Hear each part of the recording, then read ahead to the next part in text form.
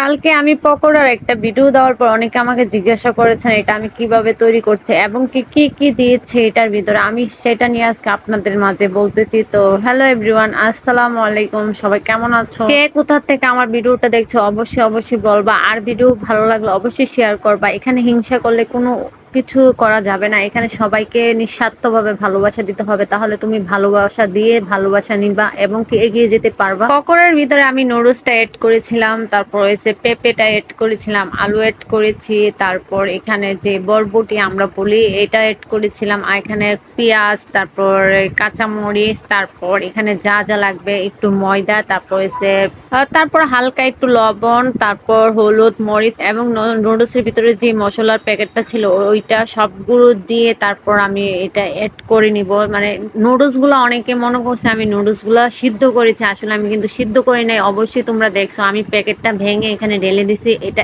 এভাবেই অ্যাড করে নিচ্ছিলাম। আমি গরিব ঘরের মেয়ে, আমার এত ভালো পাতিল বা এত ভালো কিছু নাই যে সবার মতন আমি ভালো কিছু পাতিলে দেখে তোমাদেরকে দেখাবো ভিডিও করে। আমার যতটুকু সামর্থ্য আছে এতটুকু দিয়ে আমি তোমাদের মাঝে ভিডিওটা করে দেখাচ্ছি। যদি ভালো লাগে অবশ্যই আমাকে বলবা কমেন্ট বক্সে যদি না বলতে ভুলবা না যে অবশ্যই আমার ভিডিওটা কোথা থেকে দেখছো। মধ্য ফ্যামিলির ছেলে মেয়েরা বুঝে শখ জিনিসটা কি, ওদের জীবনে যে শখ এবং কি ওদের জীবনে যে ভালো লাগা ভালোবাসাটা এইগুলা কিন্তু মধ্য ফ্যামিলির ছেলে মেয়েরাই বুঝে কষ্টদায়কটা। কিন্তু আমরা কিন্তু তেমন কষ্ট পাই না, কারণ আমরা সবসময় আল্লাহর কাছে শুকরিয়া আদায় করি যে আল্লাহ যা দিয়েছে তাতেই শুকরিয়া। তো তেলটা গরম হওয়ার পর আমি এগুলো একদম ছোট ছোট করে দিয়ে দিচ্ছিলাম। তো আমি অল্প অল্প দিয়ে মানে অ্যাড করেছিলাম যে দেখি অল্প দেওয়ার পর এটা মানে ভালো করে হয় কিনা। আর অবশ্যই পকোড়া হওয়ার সময় অবশ্যই শক্ত হবে, পকোড়াটা একটু টিপ দিয়ে দেখতে হবে যে পকোড়াটা কেমন হয়েছে। আর যদি শক্ত হয় অবশ্যই বুঝতে হবে যে হয়ে গেছে অলরেডি। আমাদের কিন্তু অনেকের পেজে এখন বেশিরভাগ সমস্যা হচ্ছে আমরা নিজের ভয়েস দিয়ে ভিডিও আপলোড দেওয়ার পরও দেখা যাচ্ছে কি ফেসবুক আমাদেরকে ফেক কন্টেন্ট হিসাবে ধরে দিচ্ছে, বা আমাদের যে গাইডলাইন মেনে কাজ করছি তো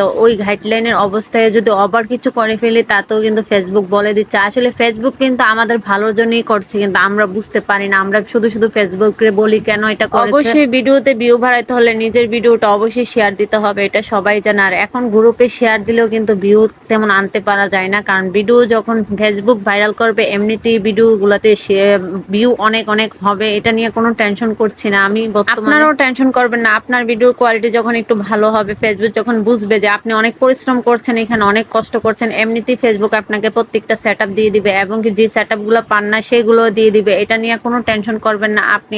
আজকে ভিউ হয় না কালকে হবে ইনশাল্লাহ, একটু ধৈর্য ধরে টাইম মেনটেন করে কাজ করেন। এই তো আমার পাকোড়া গুলা হয়ে গেছে, এইগুলো এটাকে বলি নুডলস পাকোড়া, কিন্তু এখানে কিন্তু আমি পেঁপে সবকিছু অ্যাড করেছি। অবশ্যই ভিডিওটা ভালো লাগলে অবশ্যই আমাকে বলবা জানাবা। আর যদি এটা খেতে চাও তাহলে তাড়াতাড়ি আমার বাসায় চলে আসো। আমাদের বাসায় কিন্তু চট্টগ্রাম, যারা যারা চিনো তাড়াতাড়ি চলে আসো। আল্লাহ হাফেজ।